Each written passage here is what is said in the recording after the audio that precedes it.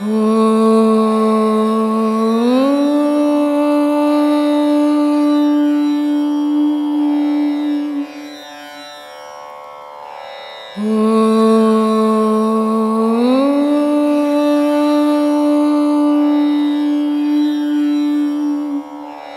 இல்லையே சிவம் இல்லைன்னு சொல்றது சாமி.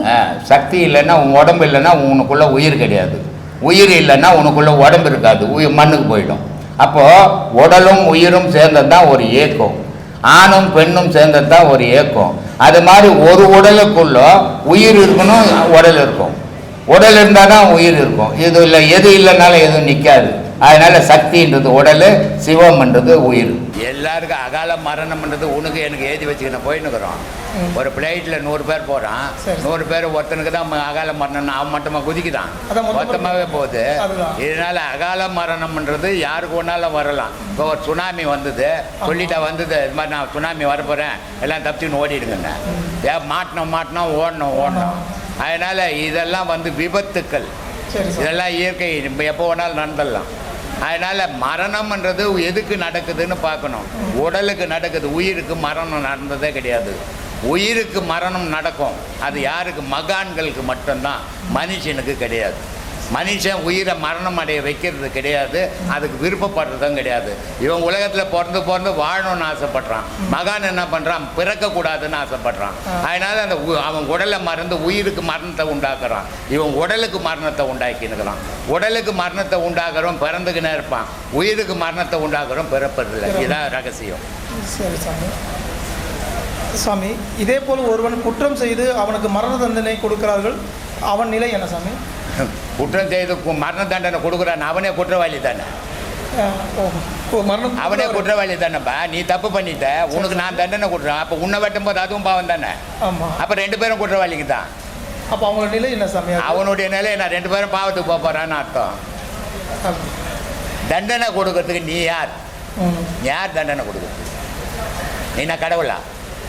இந்த உலகத்தில் மனிதனுக்கு தண்டனை கொடுக்கக்கூடிய ஆற்றல் இறைவனுக்கு மட்டும்தான் உண்டு. இறைவன் கொடுக்குற தண்டனைக்கு இறைவனுக்கு பாவமும் புண்ணியமும் சேராது. மனிதன் கொடுக்குற தண்டனைக்கெல்லாம் பாவ புண்ணியம் அவனுக்கும் சேரும். அப்போ அந்த குற்றம் செய்கிறவர்கள் குற்றம் செய்தவனை திருத்தத்துக்காக தண்டனை கொடுத்துனுக்குற, ஆனால் நீயும் குற்றவாளி தாங்க. அப்போ அவர் அந்த குற்றம் கூட செய்தவருக்கு தண்டனை கொடுக்கும்போது தண்டனை கொடுத்து திருத்திக்கிறீங்களா உலகத்தில் யாரையாவது? இல்லை, மற்றவங்க திருடுறதுக்காக தான் பண்ணுற மாதிரி. மற்றவனை திருத்திக்கிறீங்களா? அப்புறம் மற்றவன் திருந்தி இருந்தானா, ஒரு குற்றவாளியை திருத்தும் போது மற்றவன் திருந்தி இருந்தானா குற்றமே நடக்காது. திருப்பி உலகம் ஃபுல்லாக குற்றம் அதிகமாக இல்லை ஆகினுக்குது. அதுக்கு காரணம் என்ன? குற்றத்துக்கு ஊக்குவியும் கொடுத்துனுக்குறோம். அதனால குற்றங்கள் நடந்துக்கினே தான் இருக்கும். மனிதனுடைய வறுமையை எப்போ மாட்டுதோ அப்போல்லாம் குற்றங்கள் அந்த நாட்டில் அதிகம் ஏற்பட தான் செய்யும். இன்னைக்கு பார்த்து ஆப்கானிஸ்தானில் குழந்தைய விற்று சோறு துண்ணுக்கிறான். இது காரணம் என்ன? தெய்வ வழிபாடு நடத்தினுக்கிறான், மத வழிபாடு நடத்தினுக்கிறான். சோறு இல்லையா, சுட்டு தள்ளிக்கினுக்கிறான். குழந்தைய விற்று சோறு துண்ணு, எவ்வளோ கொடுமை இது. அப்புறம் என்ன நாடு, என்ன மனுஷன், என்ன தெய்வம் அங்கே இருக்குது சொல்லு? குற்றவாளி இல்லையா அவன்லாம்? எல்லாமே குற்றம். அவெல்லாம் உலகத்தில் வாழ தகுதி உள்ளவனா? மதம் என்ற பேர்லையும் ஜாதி என்ற பேர்லையும் வச்சுக்கின்னு மக்களை உயிரை வதச்சிக்கினுக்கிறோம். மதம் அது ஜாதியாது. குழந்தைய விற்று சோத்துன்ற அளவுக்கு கொடுமைப்படுத்தினுக்கிறாய. பெத்த குழந்தைய எவனா விற்பானா? தாய் சாவா குழந்தைய காப்பாற்றுவா. ஆனால் குழந்தைய விற்று சோத்துன்ற அளவுக்கு இன்றைக்கி ஆப்கானிஸ்தான் போய்க்குது. காரணம் என்ன? இவனுடைய பதவி வெறி மற்றவனை அழிச்சுனுது. இதெல்லாம் பாவம் இல்லையா? இதெல்லாம் கடவுள் மன்னிப்பானா? தவறுகள் உலகம் ஃபுல்லாக பண்ணினுக்கிறான் ஆசை என்ற இதில். ஆத்மா வணக்கம் சாமி. ஆத்மா வணக்கம்மா. நமஸ்காரம் அப்படிங்கிறது என்ன? அது ஏன் பண்ணணும், எப்படி பண்ணணும் சுவாமிஜி? ஒரு மனுஷனை அறிமுகப்படுத்திக்கணும். இப்போ ரோட்டில் 100 பேர் போகிறாங்க, 100 பேர்கிட்ட போய் நமஸ்காரம் சொல்ல மாட்டேங்க. யாராவது அதில் ஒரு தெரிஞ்ச முகம் தான் அவங்களுக்கு தான் நமஸ்காரம் பண்ணிங்க. அப்போ அவங்களுக்கு அறிமுகப்படுத்திக்கிறது தான் நமஸ்காரம். கடவுள்கிட்ட இருக்கும்போது மனிதனுக்கு சூட்சுமங்கள், இந்த திரேகம் இந்த உடல் இருக்குது இல்லை, இப்போ நம்ம பார்க்குறோம் இது ஒரே உடல் இல்லை, ஆனால் இது ஒரு உடல் இல்லை, 3 உடல் இருக்குது இதுக்குள்ள. இப்போ இப்படி பார்த்தீங்கன்னா இப்படி இருக்குது, இதெல்லாம் ஒன்று எச்சில் ஒன்றும் இல்லை. இது நான் எங்கன்னா ஊந்து இது தேய்ச்சிக்கின்னு இந்த மேலே இருக்கிற தோல் போச்சுன்னு என்ன ஆகுது? Colour change. அப்புறம் அது என்ன ஆகுது? எரியுது இல்லையா? இது தண்ணி உடம்பு, நீர் உடம்பு, இது எரிச்சல் வெளி. அந்த தேய்ச்சிக்கின்னு இருந்தது நெருப்பு உடம்பு, அது எரியுது. அதுக்கு அடுத்தபடியாக காற்று உடம்பு. அதனால் சூட்சும உடல், ஸ்தூல உடல், காரண உடல், இப்படி 3 விதமான உடல்கள் இருக்குது. இப்போ ஒரு மனுஷன் வீட்டில் இருக்கிறான் இல்லையா? 4 பிள்ளைங்க இருக்குது, ஊயின்னு ஒரே கலாட்டா பண்ணுறான். கோயிலில் போனால் அதே மனுஷன் என்ன பண்ணுறான்? அமைதியாக உட்காந்துக்கிறான். ஒரே மனுஷன்தான். அது மாதிரி திருமூலர், அகஸ்தியரெல்லாம் அங்கே இருந்தது சூட்சும உடல். இந்த பூமிக்கு வந்தது ஸ்தூல உடல். இவ்வளோதான் வித்தியாசம். உலகத்தில் நீ தாயினுடைய கர்ப்பத்திலிருந்து பிறக்கும் போது தாய்க்கும் தொல்லை, உனக்கும் தொல்லை. நீ பிறக்கிறதுக்கு உன் உடல் தொல்லை, உன்னை பெற்றுக்கிறதுக்கு அவங்க உடல் தொல்லை. பிறப்புக்குள்ளே இருந்தே உபதிரம் பட்டே இந்த உலகத்துக்கு வந்துருக்கிறோம். உபதிரம் பட்டே வாழ்ந்து சாகணும். எந்த உபதிரமும் வேணா, எந்த தொல்லையும் வேணா, எனக்கு நான் நிம்மதியாக இருக்கணும், செத்து போய் கம்மன்னு பட்டுன்னு நிம்மதியாக இருக்கும். இறைவன் அடையிறதா இருக்கணும். அதான் லட்சியம். ஏன்னா நான் பல முறையில் சொல்கிறேன், இந்த மனித உடல் அமைஞ்சது இறைவன் அடையிறதுக்கு, இல்லைன்னா இந்த உடலே கிடையாது இல்லையா? அதனால் அவ்வை சொல்லுது, இந்த உடல் அமைஞ்சதே உத்தமனை காண்றதுக்கு இருந்துச்சு. மற்ற ஜீவராசியால் அந்த இறைவன் அடைய முடியாது. அதனால் மனிதனுடைய லட்சியம் எல்லா ஜீவராசியும் சாப்பிடுது, எல்லா ஜீவராசி தூங்குது, எல்லா ஜீவராசி குட்டி போடுது இல்லையா? ஆனால் ஒரே ஒரு வழி, கடவுள் வழிபாடு மட்டும் தெரியாது இல்லையா? மற்றது எல்லாம் நீ சேர்ந்த எல்லாம் செய்யும். அதுவும் பிறந்தது, அதுவும் சாக போகுது, அதுவும் சாப்பிட்டது, அதுவும் தூங்க போகுது, அதுவும் குட்டி போட்டது, அந்த குட்டியும் வளர்த்தது. பகுத்தறிவு என்ன? அது மாதிரி என்ன பகுத்தறிவுது உனக்கு சொல்லு பார்க்க. அது என்னது பகுத்தறிவுன்னா? என்னது அது எனக்கு தெரியலம்மா. நீ சொன்னேன்னா, நீ என்ன படித்த பொண்ணு, நீ எனக்கு நான் படிக்காதவன் சொன்னேன்னா நான் தெரிஞ்சுக்கிறேன். பகுத்தறிவுன்னு எல்லாரும் ஏமாத்தின்னு இருக்கிறீங்க. அது என்ன அறிவுன்னு சொன்னீங்கன்னா, அது எப்படி இருக்குதுன்னு சொன்னீங்கன்னா எடுத்துப்பேன். ஏமா, சிங்கம் ஒரு காட்டில் உட்காந்துருந்தா வேற இன்னொரு காட்டிலேருந்து ஒரு சிங்கத்தை சேர்க்காது. அது கூட பகுத்து பார்க்குது. வேறு சிங்கம் வந்து நம்ம குட்டிங்களை கட்சிட்டோன்னு அந்த எல்லா சிங்கம் சேர்ந்து அதை கட்சி தைச்சி போடும். பகுத்தறிவு இருக்குது. குரங்கு இருக்குது தெரியுமா? அது ஏரியா விட்டு வேற குரங்கு அந்த ஏரியாவுக்குள்ளே வந்தால் எல்லா குரங்கும் அதை கட்சி தைத்தி போடும். பகுத்தறிவு இல்லையா? அது சொல்லு. எல்லாத்துக்கும் அறிவு இருக்குது. ஆனால் அது பேசுறது நமக்கு புரியல. பேசுது அது வாயில்லாது. எது வாயில்? வாயில்னு எப்படி சாப்பிடும் சொல்லுமா?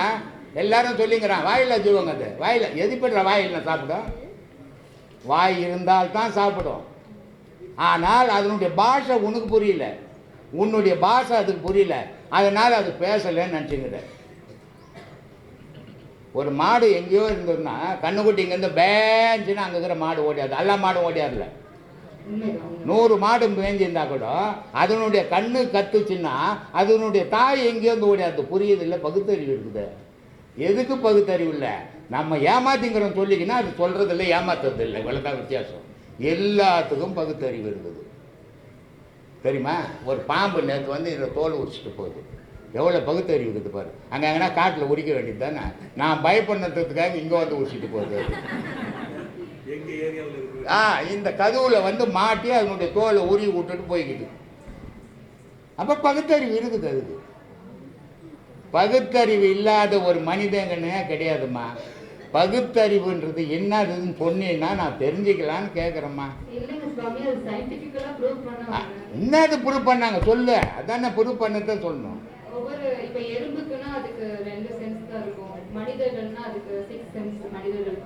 ஓ, எந்த மனிதனுக்கு இருக்குது? எல்லா ஜீவராசியும் உனக்கு என்ன ஆகுதோ அத்தனையுங்குது. ஒன்றே ஒன்று மட்டும் அதுக்கிட்ட கிடையாது. பேப்பர் வச்சுக்கின்னு படிக்காது, டிவி போட்டுக்கின்னு பார்க்காது, 10 பேரை உட்கார வச்சு பாடம் எடுக்காது. இதுதான் பகுத்தறிவு. மற்ற ஜீவராசிகள் செய்யாததை நீ செய்யக்கூடிய ஆற்றலுக்கு பகுத்தறிவு. பகுத்தறிவுன்றது என்னான்னு தெரியுமா? அது சும்மா பகுத்தறிவுன்னு பேசக்கூடாது, ஏமாத்தின்னு இருக்கக்கூடாது. ஒரு இயற்கையாக எல்லா ஜீவராசிக்கும் ஓர் அறிவோடு பிறக்குது. அது இயற்கை. ஆனால் படித்தது, பார்த்தது, கேட்டது. இது எல்லாம் சேர்ந்து ஒரு அறிவாக சேரும்போது, இன்னொரு அறிவு சேரும்போது, ஒரு அறிவு ஏற்கனவே இருக்குது, பார்த்தது பேசுறது கற்றுக்கிறது எல்லாம் சேரும்போது இதுக்கு பேர் பகுத்தறிவு. பகுத்தறிவுன்னு இயற்கையிலேயே இல்லை, தெரியுமா? இதுதான் பகுத்தறிவு. ஆனால் அது பார்க்கறது கிடையாது, பேசுறது கிடையாது, படிக்கிறது கிடையாது, கிளாஸ் எடுக்கிறது கிடையாது, டிவி பார்க்கறது கிடையாது, பேப்பர் படிக்கிறது கிடையாது. அதனால் அந்த அறிவு மட்டும் அதுக்கிட்ட இல்லைம்மா. மீது எல்லாம் நம்மக்கிட்ட என்ன செய்யணுமோ அதெல்லாம் அது செய்யுது. சொல்லுங்க. நன்றி. ஊழ்வினை பயன் அப்படின்னு சொல்றாங்களே சுவாமி, அது நான் தான் அது நான் தான் நான் ரயில்வேயில் ஒரு 40 வருஷம் வேலை செய்தேன். 65,000 ரூபாய் எனக்கு சம்பளம். நான் எங்கன்னா சாப்பிட்டு கம்மன்னு படுத்துனுக்கு வேண்டியது தானே. நான் முன்ன செய்த பாவத்தினுடைய பலனா இந்த வீட்டெல்லாம் வித்துட்டு வந்து இங்கே போட்டுட்டு உட்காந்து கத்தி நடக்கிறேன். வாடகை வீட்டில் உட்காந்துங்கிறேன். இதுதான் முன்வினை எனக்கு. இல்லைன்னா நான் ஒரு வீடை கட்டி நல்லா இருக்கலாம், நல்லா பொண்டாட்டி புல்லு கட்டிவிடா, எதுக்கு இவ்வளோ பேரை உட்காந்து ஆவி போக கத்தின்னு மனிதனுக்கு 2 விதத்தில் உயிர் போகும். ஆயுள் குறையும். எச்ச துப்பிக்கினே இருந்தான்னா ஆயுள் குறையும். ஒரு மனுஷங்கிறன சும்மா நான் இச்சுக்குன்னு எச்ச துப்புவான் சில பேர், அவனுக்கு ஆயுள் குறையுதுன்னு அர்த்தம். ஒருத்தன் அதிகமாக பேசிக்கினே இருந்தான்னா ஆயுள் குறையுதுன்னு அர்த்தம். நான் இன்னும் 10-15 வருஷம் உயிராக இருக்கலாம்னு நினச்சின்னு இருந்தேன். இங்கே கத்தி என் ஆயுள் குறைஞ்சி போச்சு. இப்போ இது முன்ஜென்மத்தினுடைய வினை. எனக்கு முன்ஜென்மத்தினுடைய வினை விளைவுகளாக மாறிடும். நான் ஒரு நல்லதை செய்யணும்னு நான் நினைப்பேன், ஆனால் அந்த நல்லதை செய்யணும்னு நினைப்பு தீமையாக மாறி போயிடும். இது எப்படி மாறிச்சின்னு தெரியாது. அதான் முன்ஜென்மத்தினுடைய வினை. ஒரு குழந்தை பிறக்க போகுது, தாயும் தகப்பனும் நல்லா பிறக்கணும், என் குழந்தை நல்லா வளரணும்னு நினைக்கிறான். ஆனால் அந்த குழந்தைக்கு ஒரு கால் இல்லாத போகுது. முன்ஜென்மத்தினுடைய வினை இல்லையா? அந்த மாதிரி ஒரு தனக்கு ஒரு கால் போயிடுச்சுன்னா கூட அவ்வளோ வருத்தப்பட மாட்டேன். ஆனால் நான் பெற்ற பிள்ளைக்கு ஒரு கால் போயிடுச்சுன்னா என் மனம் தாங்கவே தாங்க. இதை அதை பார்த்து பார்த்து பார்த்து பார்த்து வாழ்நாள் ஃபுல்லாக நான் வேதனைப்பட்டு சாகணும். இது முன்ஜென்மத்தினுடைய வினை. சாப்பாடு கிடைக்கும், எனக்கு சாப்பிட கை இருக்காது. இது முன்ஜென்மத்தினுடைய வினை. துரியோதனனுடைய அப்பா, அவனுக்கு 7 களத்தில் சாப்பாடு. எத்தனை காலத்தில்? 7 களத்தில் சாப்பாடு. ஒரு மனுஷனுக்கு ஒரு தட்டில் போட்டால் போதும், ஆனால் அவனுக்கு 7 களத்தில் சோறு போடணும். ஏன் அவனுக்கு மட்டும் 7 காலத்தில் சோறு போடணும்னா, ஒரு புடி எடுத்த உடனே மீதி ஒரு காலம் சாப்பாடு புழுவாக மாறி போயிடும். அதனால் 7 காலத்தில் போட்டால் 7 புடியாவது எடுத்தோம் சாப்பிட்டு போட்டோம். அது முன்ஜென்மத்தினுடைய வினை. இப்படி விளைவுகள் நம்ம வாழ்க்கையில் நமக்கு எதிர்மறையாக வர்றதெல்லாம் முன்ஜென்மத்தினுடைய வினை. இதை உணர்ந்தால் தெரியும், உணரலன்னா தெரியும். சொல்லுங்க. பாவச்செயல்களை எப்படி தவிர்க்கலாம்? நீ உனக்குள்ளவே இருந்தீங்கன்னா பாவச் செயலேருந்து உன்னை தவிர்த்துக்கலாம். ஆனால் நீ உலகத்தோடு போயிட்டீங்கன்னா பாவச் செயலேருந்து தவிர்க்கவே முடியாது. இப்போ ஒரு அரசியல்வாதி இருக்கிறார். அந்த அரசியல்வாதி நல்லது செய்யணும்னு அவன் நாட்டுக்கு வந்துட்டான். ஆனால் அவன் என்ன பண்ணுறான், அவனை சார்ந்தவங்களுக்கு நல்லது செய்கிறான். ஆனால் அவனுக்கு எதிர்த்துக்கு நிற்கிற கட்சிக்கு தீமையை செய்கிறான் இல்லையா? ஆனால் அவன் வீட்டோடு இருந்தால் நன்மையும் செய்ய போகிறதுல தீமையும் செய்ய போகிறதுல அவனாக இருந்துக்கலாம்ல. அது மாதிரி நம்ம ஊருக்குள்ளே நான் தான் பெரிய ஆளுன்னு போனால் தீமைகள் செய்ய தான் வந்துடும். அது தானாகவே வந்துடும் இல்லையா? அதனால் நானாக இருந்துட்டேன்னா இப்போ இங்கே உட்காந்து பேசின்னுக்கிறேன். இப்படி பேசுறதால 100 பேர் என்னை வாழ்த்துறான், 200 பேர் என்னை திட்டுறான். ஆனால் இதை செய்யாமல் நான் வீட்டுக்குள்ளவே இருந்தால் என்னை யாரும் திட்ட போகிறதும் இல்லை, வாழ்த்த போகிறது. இதுதான் ஜென்மாந்திர வாசம். சொல்லுங்க. தியானம் பூஜைகளுக்கெல்லாம் இந்த திசையில தான் உட்கார்ந்து பண்ணணும் அப்படிங்கிற ஒரு கோட்பாடு உண்டா? எந்த திசையிலையும் திசைன்றது நீ வகுத்துக்கிறது இல்லையா? 4 திசை. சூரியன் எந்த பக்கம் உதயமாவதோ அது கிழக்கு திசை, சூரியன் எந்த பக்கம் அஸ்தமாவதோ அது மேற்கு திசை. இது ரெண்டுக்கும் இடையில தெற்கு வடக்குன்னு சொல்லுவோம். இந்த திசைகளை வகுத்தது நீ. இந்த 4 திசைக்குள்ள இடையில ஒரு திசையை உருவாக்கினா 8 திசையாக மாறி இல்லையா? அப்போது இந்த 8 திசையில் எந்த திசையில் நீ உட்காருவ? இப்போ உனக்கு ஒரு பெரிய பங்களா இருக்குது. அந்த பங்களாவில் நீ உனக்கு ஏற்ற மாதிரி ஒரு திசைக்கு ஏற்ற மாதிரி ஒரு ரூமை கட்டிக்கலாம். ஒரு 10க்கு 10 ஒரு வீட்டில் ஒருத்தன் குத்தனுக்கும் போது எந்த திசையில் உட்காருவோம்? அதனால் திசையே தேவை கிடையாது. அவன் மனம் சரியான உறுதியோடு இருந்ததுன்னா அவனுக்கு எந்த திசையும் தேவை கிடையாது. இறைவன் மட்டும்தான் அவனுடைய குறிக்கோளாக இருக்கணும். அவனுக்கு திசையே தேவையில்லை. அது இல்லாதவனுக்கு இந்த சாஸ்திரம் சம்பிரதாயம் இதெல்லாம் பார்த்துன்னு உட்காந்துருக்கணும். கடவுளை முழுமையாக நம்புறவனுக்கு எது திசையும் கிடையாது. இதை தான் என் பட்டினத்தார் சொன்னார். 8 திசையில் இறைவன் இருப்பான். இறைவன் இல்லாத இடத்துல நீ இருக்க முடியாதுறான். இப்போ சந்திரமண்டலத்துக்கு போனாங்கல்ல போன வாரம் போனாங்கம்மா. அதுக்கு முன்னாடி சந்திரமண்டலத்துக்கு ரொம்ப நாளைக்கு முன்னாடி போயிட்டாங்க. இப்போ போன வாரத்தில் செவ்வாய் கிரகத்துக்கு போய்க்கிறாங்க. ஏன்னா உயிரினம் தான் இல்லை. ஏன் உயிரினம் இல்லை? மண்ணு தான் இருக்குது. சந்திரமண்டலத்துலேயும் மண்ணு தான், கல் மண்ணு தான் இருக்குது. செவ்வாய் கிரகத்தில் ஏன்னா சந்திரமண்டலம் வரைக்கும் நான் போய் வந்தேன். அதனால் கல் மண்ணு தான், கொயாங்கல் கல் மண்ணு தான் இருக்குது. செவ்வாய் கிரகத்தில் ஒரு மண்ணு தான் இருக்குது. ஏன் உயிரினம் இல்லை? ஏன்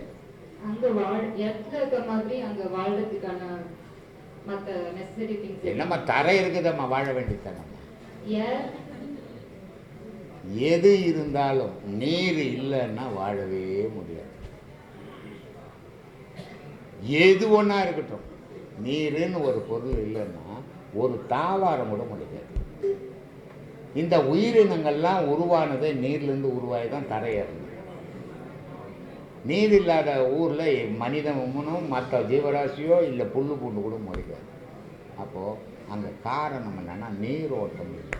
நீரோட்டம் இல்லாதால மற்ற பொருள்கள் உருவாகும். இந்த பூமியில் நீரோட்டம் உண்டு. பூமிக்குள்ளவும் இருக்குது, மேலே இருக்குது நீரோட்டம். நீரோட்டம் இருக்கிற இடத்துல தான் நீர் வாழ்வு. அந்த நீரோட்டம் கடவுள். அந்த நீரோட்டம் கடவுள். வேறு எந்த கடவுளாவது வந்து நான் இருக்கிற சாப்பிட முடியுமா? எந்த கடவுளும் ஜோர் போட்டு காப்பாற்ற முடியாது. அப்போ மனிதனை காப்பாற்றுறது 5 பஞ்சபூதங்கள். அதுதான் கடவுள். மற்றதெல்லாம் பொய் இல்லையா? அந்த 5 பஞ்சபூதம் உனக்குள்ளும் வருது. இதுதான் இது இல்லாத இடத்துல மனிதனால் வாழ முடியாது. அப்போது இறைவன் எங்கே இருக்கிறான்னா நீ உட்காந்துங்கிற பக்கத்துலேயே உனக்கு இருக்கு. ஆனால் உன்னால் கண்டுபிடிக்க முடியல. ஏன்னா நீ கண்டுபிடிக்கிற நிலையிலே இல்லை. ஆனால் இறைவன் இல்லாத இடத்துல உயிரினமும் வாழாது, மனிதனும் வாழ முடியாது. இப்போ பகுத்தறிவை பற்றி பேசினேன். இது ஒரு காடு. இந்த காட்டில் மாடு பட்டும் கிடக்குது இல்லையா? பன்னி பட்டும் கிடக்குது. எல்லா ஜீவராசியும் பட்டும் கிடக்குது. ஒரு 3 கோடி ரூபாய் போட்டு ஒரு வீடை கட்டிக்கிற உனக்கு உன் விருப்பத்துக்கு ஏற்ற மாதிரிலாம் கட்டியிருக்கிற நீ ஒண்டியை படுத்திய வீட்டில் ஏன் படுக்க? நீ கட்டினத்தானே. பகுத்தறிவுன்றீங்களே, ஏமாத்தின்னு இருக்கிறோன்னு அர்த்தம். நீ கட்டின வீடு உன் வசதிக்கு ஏற்ற மாதிரி கட்டியிருக்கிற. நீ உன்னால் பட்டு தூங்க முடியல. ஆனால் அது எதையுமே கட்டலை. பாம்பு போகுமா, பல்லி போகுமா, எது பிடிச்சா அதை கடிக்குமோ தெரியல. ஆனால் மைதானத்தில் பட்டும் கிடக்குது. ராத்திரி பகலும் தூங்குது, நல்லா நிம்மதியாக தூங்குது. உன்னால் 3 கோடி ரூபாய் போட்டு கட்டிட்டு உன்னால் தூங்க முடியல. ராத்திரிக்கெல்லாம் மூச்சு சுற்றிக்கிற லைட் போட்டுது. ஏன் காரணம் என்ன?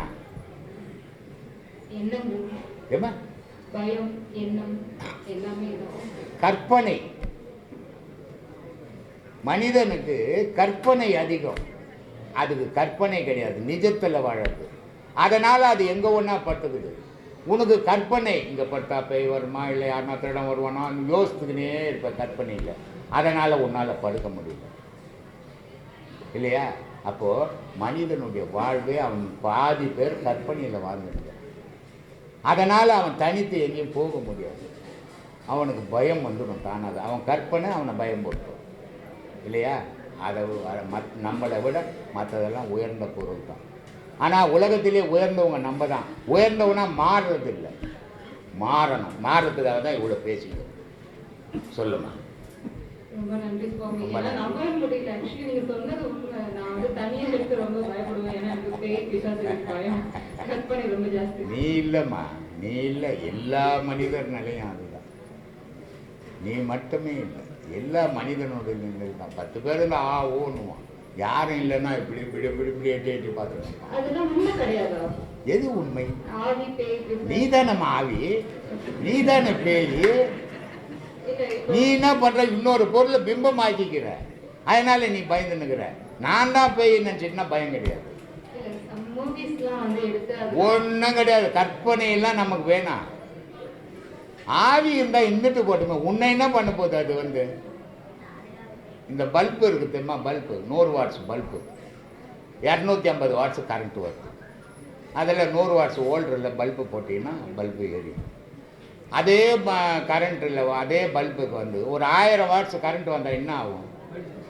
என்ன ஆகிடும்? பெஸ்ட்டாகிடும்.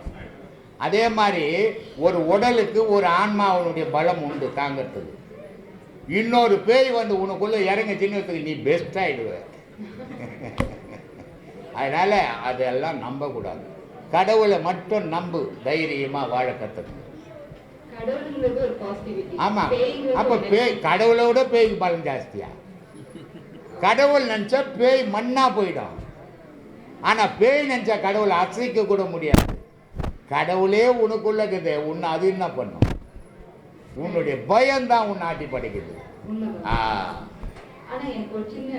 சொல்லுமா. இப்போ வந்துட்டு இந்த பேய் பிசாசுகள்னு சொல்றாங்க, அவங்க வந்து அவங்களோட நிறைவேறாத ஆசைகள்னால தான் சுத்திட்டு இருக்கறதா சொல்றாங்க. அப்போ அந்த ஒரு நெகட்டிவிட்டி நம்மள வந்து எந்த மனிதனுக்கும் நிறைவேறதே கிடையாது. இந்த மனுஷன் செத்து போயினா துட்டு ஏசி ஊற்றுவாங்க, சுடுகாட்டு கொளுத்திடுவாங்க, எல்லா இடமும் எரியும். இந்த மாறு எலும்பு மட்டும் எரியாது. அதுக்கு அவங்க என்ன பண்ணுவாங்கன்னா, இவருக்கு பண ஆசை, அதனால் துட்டை ஏசி எடுத்துன்னு போய் அதை தெரிஞ்சால் எரிஞ்சு போடும். எந்த ஒரு ஆன்மாவாக இருந்தாலும் நிராசையில் இறந்து இருந்தாலும் குறிப்பிட்ட காலத்துக்கு அப்புறம் அது வாழாது. நான் பல வீடியோக்களில் சொல்கிறேன், உடல் இல்லாத உயிரால் வாழ முடியாது, ஆன்மாவால் வாழ முடியாது. ஆன்மா இல்லாத உடல் வாழ முடியாது. எந்த ஆன்மாவும் வெளியே தெரிய முடியாது. ஏன்னா அதுக்கு ஒரு உடல் தேவைப்படும். அது சூட்சும சரீரத்தில் கொஞ்ச நாள் தான் வாழ முடியும். அதுக்கப்புறம் அது ஏதோ ஒரு தாயினுடைய கர்ப்பத்தில் பூந்து வந்து தான் ஆகணும். அதனால தான் பெரியவங்கெல்லாம் முன்னாடியே சொல்லி வச்சுக்கிறாங்க. எவ்வளோ பெரிய அறிவாளிங்க பாரு. ஒரு குழந்தை இல்லை, எவ்வளோ முயற்சி பண்ணுறாங்க, எவ்வளோ வைத்தியம் பண்ணுறாங்க.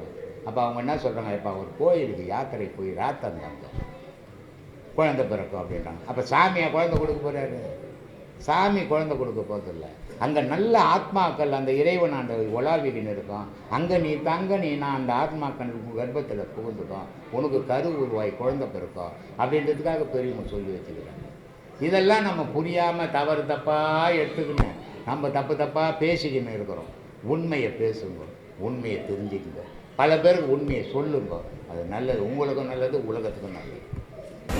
ஒருவரின் இறப்பின் சூட்சமத்தை ஒரு பதிவில் நீங்கள் விளக்கியிருந்தீங்க. அது அற்புதமான விளக்கம், ரொம்ப உண்மையான விளக்கமாகவும் இருந்தது. சரி. அதில் வந்து முப்பொருள் உள்ளே அதாவது குழந்தை பிறந்து வெளியே வந்த உடனே முப்பொருள் உள்ளே போகுது. அதே மாதிரி இறந்த உடனே முப்பொருள் சேர்ந்து வெளியே வந்துடுது. அப்படி இருக்கும்பொழுது குழந்தை உள்ளே இறந்து போகுது சாமி. அது வந்து முப்பொருள் இல்லைங்க. அப்படின்னும் போது அந்த குழந்தைக்கு என்ன விதி பயன் வருமா, இல்லை அது ஒன்றுமே இல்லாமல் பிண்டமாக தான் இருக்குன்னு சொல்கிறீங்க? விதின்றது தான் உயிர். சரி. விதின்றது தான் கடவுள். விதின்றது தான் வாழ்க்கை. அதை மீறி நீ எதையுமே செய்திட முடியாது. உலகத்தில் எவ்வளோனாலையும் செய்ய முடியாது. சரி சார். அப்போது அந்த விதி உன்னை உலகத்தில் எது வரைக்கும் வாழ வைக்குமோ அது வரைக்கும் வாழும். மதின்றது விளையாடும். சரி சார். இந்த குறிப்பிட்ட வரைக்கும் அந்த மதியை விடும். அப்புறமா விதி அந்த குழந்தைய பிடிச்சி வச்சுக்கினா கதை முடிஞ்சு போச்சுன்னு அர்த்தம். சரி சார். அதனால் விதியோடவும் மதியோடும் தான் மனித வாழ்வே நடந்துக்கிட்டு உலகத்தில். இங்கே கடவுளுக்கே வேலை இல்லை. விதி மதியம் தான் விளையாட்டுங்க. இங்கே கடவுள்லாம் சும்மா அது கற்பனை தான், கடவுள் நிஜம் கிடையாது. அதனால் விதியும் மதியம் தான் உலக வாழ்வு. விதி தான் உன் வாழ்க்கையை நீ எப்படி வாழணும்னு நிர்ணயம் வந்து, விதி தான் உன் வாழ்க்கையை எப்படி அழிக்கணும்னு முடிவு பண்ணு. அதுபடி தான் உன்னால் வாழ முடியும். அதெல்லாம் உண்டு. ஆனால் ஒன்றுமே தெரியாத பெரிய ஆளானவனாலும் உண்டு. இது எப்படி இவனுக்கெல்லாம் கிடைக்காது, அவனுக்கு மட்டும் கிடைக்குது? விதி முடிவு பண்ணும். நீ இதுவாக வரணுண்டான்னா நீ அதுவாக வருவ. நீ எவ்வளோதான் முயற்சி பண்ணாலும் அதனுடைய துணை இல்லைன்னு சொன்னால் உன்னால் இந்த உலகத்தில் எதையும் சாதிக்க முடியாது. ஒருத்தன் பெரிய டாக்டராக வரான், எல்லாரும் டாக்டர் படிக்கிறான். 50 பேர் டாக்டராக படிக்கிறான், எம்பிபிஎஸ் தான் படிக்கிறான். அதில் சில டாக்டருக்கு ஊரில் ஒரு பெரிய பேர் இருக்குது, சில டாக்டர் உதவாத டாக்டராகிறான். ஏன்? எல்லாம் எம்பிபிஎஸ் தானே படித்தான். அவன் விதி அவனுடைய புகழை உயர்த்துது, இவனுடைய விதி அவன் புகழை அழுத்திடுது. அதனால் விதியும் மதியும் தான் உலக வாழ்வு, விதியும் மதியும் தான் கடவுளை. சாமி, எனக்கு அகஸ்தியர் பாடலில் வந்து ஒரு சந்தேகம் இருக்குது சாமி. சீலம் உள்ள குலத்தியனே பரம யோகி அப்படின்னு சொல்லிட்டு அகஸ்தியர் பாடலில் வந்து ஒரு இது சொல்கிறார் சாமி. அப்போ சீலமுள்ள குலத்தியனே பரம யோகி அப்படின்னா என்ன? அவர் சீடம், அவரு அகத்தியரோட சீடம் புலத்தியர். சரி. புலஸ்தியர் பரம யோகின்னு சொல்றாரு. ஒரு குரு சீடனை அவ்வளோ உயர்த்தி பேசுறாரு. சீடனை உயர்த்தி பேசுறாரு. அதுதான் அந்த அடி. சீடனை உயர்த்தி பேசுறாரு. அதான் சராசரி சீடன் கிடையாதுப்பா, பரம யோகி. பரம யோகின்னு சொல்றாரு. புரியுதுங்களா? சீடனை அவ்வளோ புகழ்ச்சியா சொல்றாரு. சரிங்க. புலஸ்தியனா புலஸ்தியர் சித்தர். இப்போ கோவிலில் திருவண்ணாமலையில் வந்து பார்த்தீங்கன்னா 11 கோபுரங்கள் கட்டுறாங்க சாமி. அந்த கோபுரங்களில் வந்து முதன்மையான கோபுரம் அப்படின்றதுக்கு வந்துட்டு ராஜ கோபுரம் அப்படின்னு சொல்லிட்டு ஒரு முன்னிலை வைத்து சொல்கிறாங்க. முன்னிலை வைத்து இது வந்து ராஜ கோபுரம் அப்படின்னு சொல்லிட்டு முன்னிலை வைத்து அது வழியாக தான் எல்லாம் உள்ளே போகணுன்ற மாதிரி சொல்கிறாங்க. ராஜ கோபுரம் அப்படின்னா இவ்வளோ கோபுரங்களுக்கு சிறப்பு இல்லாத அந்த ஒரு கோபுரத்துக்கு மட்டும் ஒரு சிறப்பு கொடுக்குறாங்கன்னா அது ஒரு அடையாளம் படுத்தணும் சாமி. ராஜகோபுரம்னா தனியா தெரியணும். இப்ப இந்த உடம்புக்கு ராஜகோபுரம் எது? நம்ம தலைதான். புரியுதா? அந்த ராஜகோபுரத்துக்கு கீழே தான் இறைவனானவன் குடிக்கொண்டிருப்பார். அந்த எனர்ஜி எல்லாத்தையும் உள்ள வாங்கி அவர் வச்சிருப்பார். அங்க மேல எல்லாம் கலசம் வைக்கிறாங்களே, அதெல்லாம் மேல இருக்கிற அந்த ஆகாசத்துல இருக்கிற வெட்ட வெளியில இருக்கிற அந்த சக்தியை உள்ள வாங்கிக்கின்னு அதை கடந்து போகிற எல்லா உயிருக்கும் அந்த சக்தியை இறக்கி கொடுக்கும். அப்ப அந்த சக்தியை எந்த பொருள் உள்ள வாங்கினா நமக்கு கோபுரமா இருக்கிற இந்த தலை தான் அது உள்ள வாங்கி கொடுக்கும். வேற எந்த பொருளும் ரிசீவ் பண்ணாது. சரிங்க. நாம ஒரு கோபுரத்து வழியா உள்ள போறோம். இப்போ நமக்கு வாசலுக்கு ஒரு வீடுனா வாசப்படி இருக்கும். வாசப்படியில நிக்காத பண்ணுவாங்க. ஏன் நிக்க வேணான்வாங்க? வாசலுக்கு ஒரு எனர்ஜி இருக்குது, உன் தலையில ஒரு எனர்ஜி இருக்குது. இது ரெண்டுமே ஒன்னோட ஒன்று உறாஞ்சின்னா சில விஷயங்கள் மாறுபடும். அதனால வாசப்படி நிக்காத, வாசப்படியை விட்டு வெளியே வா அப்படின்வாங்க. அது என்ன பண்றாங்க? இப்போ ஐதீகமா மாத்திட்டாங்க. எதனா பொருள் கொடுக்கும்போது கூட வாசப்படி வச்சு நின்று கொடுக்காத, ஒன்று இந்த பக்கம் வா இல்லை அந்த பக்கம் வான்றாங்க. அது அதுக்காக சொன்ன விஷயங்கள் இல்லை. இந்த எனர்ஜியை எந்த ஒரு தலமும் இழுத்து கொடுக்கும். இப்போ குணங்குடி மஸ்தான் கோயில் போனோம்னு வச்சுங்களேன், 1000 சமாதிகள் போகலாம். ஆனால் குணங்குடி மஸ்தான் சமாதிக்கு போனோம்னு சொன்னால் அங்கே போனாலே இந்த உச்சியானது பயங்கரமாக வேலை செய்யும். காரணம் என்னன்னு சொன்னால் அங்கே போய் எங்கே போய் உக்காந்தாலும் ஒரு இடுக்கமான ஒரு இடம் இருக்கும். அந்த வீடே எப்படி இருக்குன்னா, அந்த இடமே எப்படி இருக்குன்னா ஒரு குகை மாதிரி தான் இருக்கும். அங்கே ஏதோ பெரிய ஆடம்பரமான இருக்காது. ஆனால் ஒரு குகை மாதிரி இருக்கிற ஒரு சின்ன இடத்துல போய் உக்காஞ்ச உடனே அந்த இறைவனோட கருணை, அந்த மகனோட கருணை நமக்குள்ளே இறங்குறது அப்படியே நம்ம உணரலாம். அவ்வளோ பெரிய எனக்கு. ஏன்னா நாம கூட ஐயாவுக்கு ஒரு கோயில் கட்டணும். நம்ம ஆசிரமத்தில் என்ன நினச்சோம்னா, ஈஷால இருக்குதுல்ல சிவனோட வடிவம் இருக்குது இல்லையா, அந்த மாதிரி ஐயாவோட தலை இருக்கணும். அந்த தலைக்கு கீழே இருக்கிற இந்த மார்பு பகுதியில் ஒரு குகையா இருக்கணும். ஒரு குகை மாதிரி இருந்துக்கின்னு அதில் ஒரு 50 பேர் சேர்ந்து பாடம் பண்ணணும். அதில் நிமிந்தெல்லாம் வர முடியாது, குனிஞ்சிக்கினே தான் போகணும், குனிஞ்சிக்கிட்டே தான் வரணும். அப்போ உக்காந்தோம்னா அங்கே மேலே இருக்கிற இடத்துல இந்த வைப்ரேஷன் பட்டு திரும்ப நமக்குள்ளே உள்ள வரணும். இப்படியெல்லாம் நம்ம சீடர்களுக்கு பண்ணணும். ஏன்னா இந்த ருசியை அவங்க உணர்ந்துட்டாங்க சொன்னால் அதுக்கப்புறம் அவங்க வாழ்க்கையில் வேற எதையுமே பெருசாகவே எடுத்துக்க மாட்டாங்க. அவங்க இவ்வளோ பாடுபட்டு வர்றதுக்கு காரணம் என்ன? இந்த ஒரு இன்பத்தை அவங்க அனுபவிக்கணும் தான். இந்த இன்பத்தை ஒரு இடத்த, ஐயாவோட இடத்த தவிர வேற எங்கேயுமே அவங்களுக்கு கொடுக்கவே முடியாது. அப்போ அந்த தேடி வரக்கூடிய இடத்துல அவங்க தேடி வர வேண்டிய அந்த விஷயத்தை நம்மளால கொடுக்க முடிஞ்சா அதை விட பாக்கியம் நமக்கு என்ன இருக்குது? அவங்க இன்பத்தை அடைஞ்சா அந்த இன்பத்தை நாமளே அடைஞ்சதுக்கு சமம். புரியுதா? இது எல்லாமே இன்னைக்கு கை கூடாம போகலாம், அடுத்த குரு பூஜைக்குள்ள அது நிச்சயம் கைவசப்படும். புரியுதுங்களா? நாம குகையை தேடியே மலைக்கெல்லாம் போக வேணாம். ஐயாவோட இருப்பிடமே ஒரு நாள் குகையா மாறி அந்த குகைக்குள்ள நாம எல்லாம் தவம் பண்ணுவோம். மகன்கள் ஞானிகள் எந்த சக்தியை கிரகிச்சாங்களோ அந்த சக்தி கூடிய சீக்கிரம் நம்ம எல்லாருக்கும் கிடைக்கும்.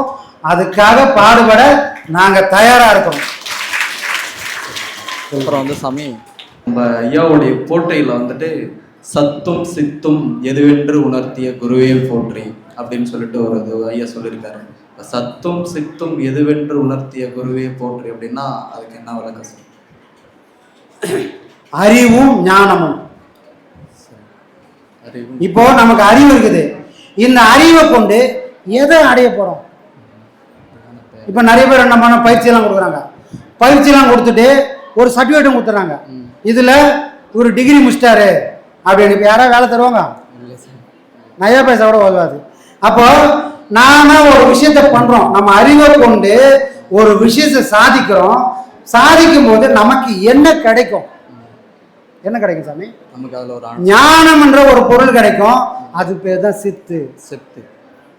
இந்த சத்தான அறிவை கொண்டு சித்தான ஞானத்தை நாம் அடைஞ்சிட்டால் சச்சிதானந்தமா எப்பவுமே இருக்கலாம்.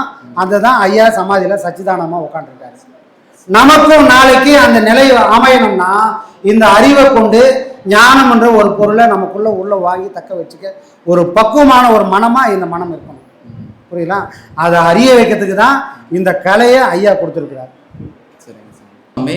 இப்போ நம்ம வந்துட்டு நான் உபதேசம் வாங்கியிருக்கேன், நான் திருவண்ணாமலையிலேருந்து வரேன். இப்போ வந்துட்டு நான் அங்கே ஆசிரமம் பௌர்ணமின்னா வரேன். இப்போ திருவண்ணாமலையில் இருக்கக்கூடிய ரமணர் ஆசிரமம், சேஷாஸ்திரி மகரிஷி ஆசிரமெல்லாம் இருக்குது. இப்போ நம்ம அங்கே போனாலும் நம்ம ஐயா ஐயா நீங்கள் தான் இங்கேயும் இருக்கீங்க, நீங்கள் தான் இருக்கீங்கன்ற நினச்சி தான் அங்கே போயிட்டு பாடம் பண்ணுறோம். அது எப்படி சாமி? எல்லா இடத்துக்கும் ஒரு ஜீவ சமாதின்ற இடத்துக்கு நம்ம போயிட்டு பாடம் பண்ணுறது சரியா இல்லை அப்படி இருக்கிறது? வாய்ப்புகள் கிடைச்சா பயன்படுத்திங்க, ஆனால் இதே வேலையாக போய் தெரியக்கூடாது. இப்போ நீங்கள் திருவண்ணாமலையில் இருக்கிறீங்க, பக்கத்துல இருக்கிற ஆசிரமம் போய் உட்காரலாம். இப்போ மெட்ராஸ்ல இருந்து நான் இதே வேலையை போய் வந்தேன்னா பாடமும் பண்ண முடியாது, இல்லை அதுக்கு பலனும் கிடையாது. அப்போ வாய்ப்பு உள்ளவங்க அதை பயன்படுத்திக்கலாம், ஆனா அதே வேலையா இருக்கக்கூடாது. உட்கார்ந்த இடத்துல இருந்து சாதிச்சால் அது ஞானமா மாறும். தேடி திரிஞ்சால் கையில கிடைச்ச பொருளை ஒரு நாள் தொலைக்க வேண்டிய சூழ்நிலையும் வரும். ஏன்னா இந்த மனம்ன்றது உண்மையை காட்டி கொடுக்குற சக்தியும் இருக்குது, உண்மையை மறைக்கக்கூடிய சக்தியும் இருக்குது. இதெல்லாம் உண்மை இல்லப்பா அங்கதான் இருக்குது உன்னை தேட விட்டதுன்னா அது நம்ம கால் ஓஞ்சி போற வரைக்கும் தேடி நிற்போம். பட்டியந்தார் சொன்ன மாதிரி தான். அம்மா பெத்து பெத்து பெத்து உடல் சலிச்சு போயிட்டான், பெற்றவள் உடல் சலித்தாள், பேதையேன் கால் சலித்தேன், படைத்தவன் கை சலித்தான். அவன் கொடுத்து கொடுத்து சலிச்சு போட்டான், நான் பிறந்து பிறந்து சலிச்சு போட்டேன், தாய் பெத்து பெத்து சலிச்சு போட்டான். இந்த சலிப்பு வரக்கூடாதுன்னா நாம திரியதை நிறுத்திட்டு ஒரே இடத்துல உட்காந்து சாதிக்கணும். திரிய ஆரம்பிச்சா கட்டாத நாயெல்லாம் காவலுக்கு ஒப்பாது. மனமும் கூட நாய் மாதிரி தான். இன்னைக்கு நீ கட்டி வச்சிருக்கிற, கட்டி வச்ச நாய் சுத்தமாகுது, நீ ஒரு நாள் அவுத்தனா திரும்ப அதோட பூர்வீக குணத்தை நோக்கி அது ஓட ஆரம்பிச்சிடும். திருப்பி கட்டணும்னா படாத பாடு பட வேண்டியது இருக்கும். கட்டின நாய் கட்டினபடியே இருக்கட்டும், உட்காந்து சாதிக்கிறதுக்கு திறமையை நம்ம வளர்த்துப்போம். சரியா? வாய்ப்பு கச்சா பயன்படுத்திக்கலாம், அதே வேலையா வேண்டாம். சரியா? எல்லா மகானும் ஒரே மகான் தான். தண்ணி கடல்ல விழுற வரைக்கும் தான் சுத்தம். அதெல்லாம் கடல்ல விழுந்த பிறகு எல்லா துளியும் உப்பு கரிக்கும். எல்லாம் அங்க நதின்னு ஆறுன்னு வேற வேற பேதம் இல்லாம எல்லாமே கடலாகும். ஞானிகளுக்குள்ள மகான்களுக்குள்ள எந்த பேதமும் இல்லை. அங்க எல்லாமே அவங்களுக்குள்ள இறை சக்தி தான் உண்டு. எல்லாரையும் கும்பிடலாம். சரியா? அதனால எந்த தவறும் இல்லை. பாடம் பண்ணோம்னா நம்ம ஒரு இடத்துல நின்று சாதிக்கணும், ஒரே இடத்துல. சரிங்க. சரியா? நல்ல சார்.